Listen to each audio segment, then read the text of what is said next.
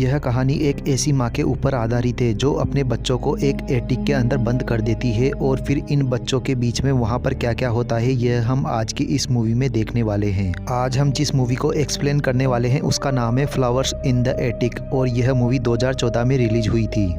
Movie की शुरुआत होती है और हमें एक फैमिली दिखाई जाती है। इस फैमिली में 6 लोग होते हैं, क्रिस्टोफर, कैथी, कोरल और 2 ट्विंस कोडी और कैरी। इनके डैड जिसका नाम भी क्रिस्टोफर ही होता है वह अक्सर अपने काम के चलते बाहर रहते थे। आज बहुत दिनों बाद इनके डैड क्रिस्टोफर अपने घर आए हैं और उसको देखकर उसके बच्चे और उसकी वाइफ बहुत ज़्यादा खुश होते हैं। क्रिस्टोफर अपनी वाइफ के लिए एक बहुत ही महंगा नेकलेस लाता है और यहाँ हमें पता चलता है कि क्रिस्टोफर का प्रमोशन हुआ है और उसके काम के साथ साथ उसकी सैलरी भी बहुत ज़्यादा बढ़ चुकी है। अब इसी खुशी में यह लोग आज रात अपने घर पर एक पार्टी रखते हैं, पर पार्टी में क्रिस्टोफर की जगह एक ऑफिसर आता है और उसकी वाइफ को बताता है कि एक एक्सीडेंट में क्रिस्टोफर की डेथ हो गई है। अब यह सुनते ही कोरल शॉक्ड हो जाती है और इसके बाद से ही वह डिप्रेशन में चली जाती है। फिर एक दिन कैथी कोरल से पूछती है कि आपने आगे क्या सोचा है। तब कोरल उसको बोलती है कि एक ऐसी औरत के लिए नौकरी करना बहुत ही मुश्किल है जो एक हाउसवाइफ हो और उसके 4 बच्चे हो। अब इसी टेंशन में कोरल एक एड्रेस पर बार बार चिट्ठियां भिजवाती है और उसकी कई कोशिशों के बाद एक दिन कोरल को उसकी चिट्ठी का रिप्लाई आता है जिसको पढ़कर कोरल बहुत ज़्यादा खुश हो जाती है। फिर कोरल अपने बच्चों को बताती है कि जिस एड्रेस पर वह चिट्ठियां भेज रही है वह एड्रेस तुम्हारे नाना का है। इस पर कैथी उससे पूछती है कि आपने तो बताया था कि हमारे कोई नाना नहीं है, जिस पर कोरल उसे बोलती है कि तुम्हारे डैड और मैंने भागकर शादी की थी जिसके बाद से ही तुम्हारे नाना और नानी हमसे नफरत करने लगे थे, इसलिए तुम्हारे पापा नहीं चाहते थे कि तुम लोगों को इस बारे में पता चले। फिर कोरल उनको यह भी बताती है कि मेरे लिए 4 बच्चों का बोझ उठाना बहुत ही मुश्किल है और तुम्हारे नाना बहुत ही अमीर है, इसलिए हमें आज ही वहाँ के लिए निकलना होगा।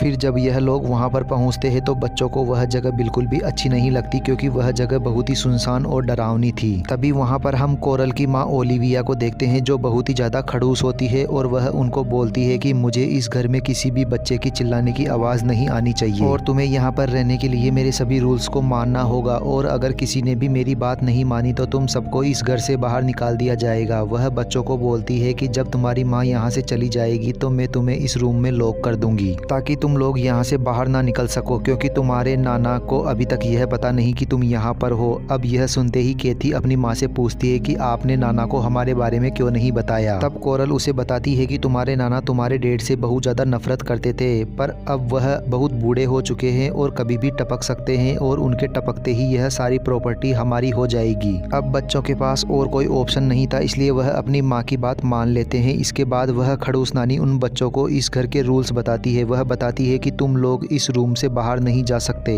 और तुम्हें दिन का 3 बार का खाना दे दिया जाएगा और लड़का लड़की एक साथ एक बाथरूम का इस्तेमाल नहीं कर सकते और अगर छोटे बच्चों को खेलना है तो ऊपर एटिक है वह वहाँ पर खेल सकते हैं। फिर जब ओलिविया वहाँ से चली जाती है तो वह सभी लोग एटिक देखने के लिए ऊपर जाते हैं पर बच्चों को वह जगह बिल्कुल भी पसंद नहीं आती क्योंकि वह जगह बहुत ही गंदी थी। फिर एक दिन जब बच्चे ऊपर चिल्ला रहे होते हैं तभी वहाँ पर उनकी नानी आ जाती है। अब क्योंकि इन बच्चों ने रूल्स तोड़े थे इसलिए इनको सजा तो मिलनी ही थी पर कोरल अपने बच्चों की सारी गलती अपने ऊपर ले लेती है जिस वजह से सजा भी कोरल को ही मिलती है। फिर ओलिविया कोरल की पीठ पर चाबुक से बहुत मारती है और सभी बच्चों को उसके निशान दिखाती है। फिर जाने से पहले ओलिविया उनको बोलती है कि तुम सब शैतान के बच्चे हो और यह बोलकर वो वहाँ से चली जाती है। फिर अगले दिन कैथी अपनी मोम से पूछती है कि नाना और नानी डैड से इतनी नफरत क्यों करते हैं, जिस पर कोरल उसे बताती है कि तुम्हारे नाना मेरे काफी करीब थे, वह ज्यादातर मेरे साथ ही रहा करते थे जिस वजह से वह तुम्हारी नानी को टाइम नहीं दे पाते थे और इसी कारण वह मुझसे चिढ़ने लगी। फिर एक दिन तुम्हारे नाना अपने भाई को यहाँ पर लेकर आए जो रिश्ते में मेरे अंकल लगते थे और उनके मोम डैड की डेथ हो चुकी थी। वह लड़का दिखने में बहुत ही ज्यादा अच्छा था जिस वजह से मैं उसे अपसंद करने लगी और फिर एक दिन हम दोनों ने भागकर शादी कर ली जिसके बाद से ही तुम्हारे नाना ने मुझे जायदाद से निकाल दिया और वह हम दोनों से नफरत करने लगे। अब काफी हफ्ते बीत जाते हैं पर कोरल अपने बच्चों से मिलने नहीं आती इसलिए कैथी दिनों को काउंट करने के लिए दीवार पर एक कैलेंडर बनाती है। फिर एक दिन कोरल जब उन लोगों से मिलने आती है तो वह बहुत ज्यादा खुश लग रही होती है। फिर कैथी कोरल को बोलती है कि तुम नाना को हमारे बारे में कब बताओगी, जिस पर कोरल उसे बोलती है कि वह ऐसा कभी नहीं कर सकती क्योंकि यहाँ पर आने से पहले कोरल और उसके डैड के बीच में यह बात हुई थी कि अगर तुम्हारा कोई भी बच्चा नहीं नहीं होगा तभी तुम इस घर में रह सकती हो और मैंने उनको यह बोला था कि मेरा कोई भी बच्चा नहीं है। अब यह सुनकर कैथी को बहुत ही ज़्यादा बुरा लगता है और उसे लगता है कि कोरल हमें यहाँ पर बंद करके अपनी ज़िंदगी आराम से जी रही है। अब कैथी अपने छोटे बहन भाइयों का माँ की तरह ख्याल रखती है क्योंकि कोरल उनसे काफ़ी हफ्तों तक मिलने नहीं आती थी। और फिर एक दिन जब वो उनसे मिलने आती हैं तो वो उनके लिए नए कपड़े और गिफ्ट लेकर आती है, पर इन बच्चों के लिए इन गिफ्ट का कोई मतलब नहीं था क्योंकि वह अपनी ज़िंदगी एक कमरे के अंदर घुट घुट कर जी रहे थे।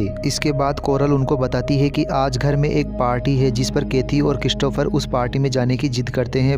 अब कोरल इसके लिए मान तो जाती है पर वह उनको बोलती है कि तुम लोगों को सब कुछ छुप कर देखना होगा और वो उन दोनों को एक टेबल के अंदर छुपा देती है। फिर वहाँ कैथी देखती है कि उसकी माँ पार्टी में बहुत ज़्यादा खुश लग रही है और वहीं हमें कोरल के फादर भी दिखाए जाते हैं जो कि एक व्हील चेयर पर होते हैं। फिर जब पार्टी खत्म होने वाली होती है तो कैथी और क्रिस्टोफर अपनी माँ को किसी अनजान आदमी को किस करते हुए देखते हैं। यह देखते ही कैथी वहाँ से चली जाती है पर क्रिस्टोफर को वह घर देखना था इसलिए वह पूरा घर देखने के लिए चला जाता है। पर जब यह बात कोरल को पता चलती है तो क्रिस्टोफर की इस गलती पर कोरल उसे मारने लगती है। फिर एक दिन कैथी क्रिस्टोफर को एक गंदी किताब पढ़ते हुए देख लेती है और फिर बाद में वह इस बारे में कोरल को बताती है, जिस पर कोरल उसे बोलती है कि लड़का और लड़की की बॉडी में उम्र के साथ साथ कई तरह के बदलाव होते हैं और यह बोलकर वह कैथी को एक ड्रेस पहनने के लिए देती है। फिर जब कैथी उस ड्रेस को ट्राई कर रही होती है तभी वहाँ पर क्रिस्टोफर आ जाता है और कैथी को इस तरह देखकर उसके मन में फीलिंग जागने लगती है। लेकिन तभी वहाँ पर उनकी नानी आ जाती है और उसको लगता है कि यह भाई बहन आपस में ही लगे हुए हैं। फिर ओलिविया कैथी को सजा के तौर पर उसके बाल काटने को बोलती है और अगर उसने ऐसा नहीं किया तो उन्हें एक हफ्ते तक खाने को कुछ नहीं मिलेगा। पर कुछ टाइम बाद वह उनको खाने के लिए खाना दे देती है पर वह रात को कैथी के बालों पर टार लगा देती है जिस वजह से क्रिस्टोफर को कैथी के बाल काटने पड़ते हैं। पर इसी दौरान वह काफी ज्यादा क्लोज आ जाते हैं और उन दोनों के लिए ही एक दूसरे में फीलिंग्स जागने लगती है। अगले सीन में हम कोरल को देखते हैं जो अपने बच्चों से मिलने वहाँ पर 4-5 महीनों बाद आती है और वह अपने बच्चों को बताती है कि उसने शादी कर ली है और वह 4-5 महीनों से हनीमून पर थी जिस वजह से वह उनसे मिलने नहीं आ पाई। अब यह सुनकर क्रिस्टोफर और कैथी को बहुत ज्यादा गुस्सा आता है और वह इस बात के लिए कोरल के ऊपर भड़कने लगते हैं। पर कोरल उनको शांत करने के लिए ओलिविया के हाथों उनके लिए कुछ खाने के लिए भिजवाती है। फिर अगले सीन में हम क्रिस्टोफर को देखते हैं जो कि बहुत ही चालाकी से ओलिविया से उस कमरे की चाबी का प्रिंट एक साबुन पर ले लेता है और यह लोग यहाँ से बहुत सारा पैसा चुराकर यहाँ से भागने का प्लान बनाते हैं और इसके लिए यह लोग रोज घर में चोरी करना शुरू कर देते हैं। फिर एक दिन इनको चोरी करते हुए एक किताब मिलती है जिसमें गपागप करने की सारी पोजीशंस के बारे में लिखा होता है। अब उस किताब को पढ़कर उन दोनों में फीलिंग जागने लगती है और वह दोनों वहीं पर ही गपागप करना शुरू कर देते हैं। फिर अगले दिन हम उनके छोटे भाई कैरी को देखते हैं जो बहुत ज्यादा बीमार होता है जिसके बाद कोरल ना चाहते हुए भी उसको हॉस्पिटल ले जाती है। फिर कुछ दिनों बाद कोरल वहाँ आकर उनको बताती है कि कैरी ने जहरीला खाना खा लिया था जिस वजह से उसकी डेथ हो गई। अब इसके बाद से ही हम देखते हैं कि इन सभी की तबीयत धीरे धीरे खराब होना शुरू हो जाती है पर यह लोग इतना पैसा तो इकट्ठा कर लेते हैं कि यहाँ से भाग पाए और आज ही यह लोग ब्रेकफास्ट के बाद यहाँ से भागने का प्लान बनाते हैं। पर तभी वहाँ पर कोडी उन्हें बताती है कि इस चूहे की मौत हो गई और यह चूहा वही खाना खा रहा था जो उस दिन उनकी मोम ने भिजवाया था। अब यह सब देखकर हमको पता चलता है कि इनकी मोम ही अपने बच्चों को मरवाना चाहती है ताकि वह अपनी बाकी की जिंदगी अपने नए हस्बैंड के साथ आराम से जी सके। फिर थोड़ी देर बाद वहाँ पर ओलिविया आ जाती है जिसको देखकर वह तीनों बच्चे वहाँ से भागने लगते हैं। ओलिविया इन लोगों को रोकने की कोशिश करती है पर यह लोग वहाँ की लाइट बंद कर देते हैं क्योंकि उनको पता था कि ओलिविया को अंधेरे से बहुत डर लगता है। अब ओलिविया अंधेरे से बहुत ज्यादा घबरा जाती है और वह उनसे रिक्वेस्ट करती है कि प्लीज ऐसा मत करो। इस पर क्रिस्टोफर उसको बोलता है कि तुम तो हमें मारने वाली थी ना, जिस पर ओलिविया उन्हें बताती है कि खाने में जहर मिलाने का प्लान तुम्हारी माँ का था। पर यह बात सुनकर उन लोगों को कोई फर्क नहीं पड़ता क्योंकि उनके लिए उनकी माँ पहले ही मर चुकी थी। फिर वह तीनों ऊपर से एक रस्सी फेंक कर नीचे आ जाते हैं और वहाँ से भागकर एक ट्रेन में चढ़ जाते हैं और इसी के साथ ही यह कहानी यहीं खत्म हो जाती है। दोस्तों यह मूवी आपको कैसी लगी? अगर वीडियो पसंद आई हो तो चैनल को सब्सक्राइब कर दीजिए और वीडियो को लाइक कर दीजिए। मिलते हैं अगली मूवी के साथ, तब तक बने रहिए हमारे साथ हमारे चैनल पर।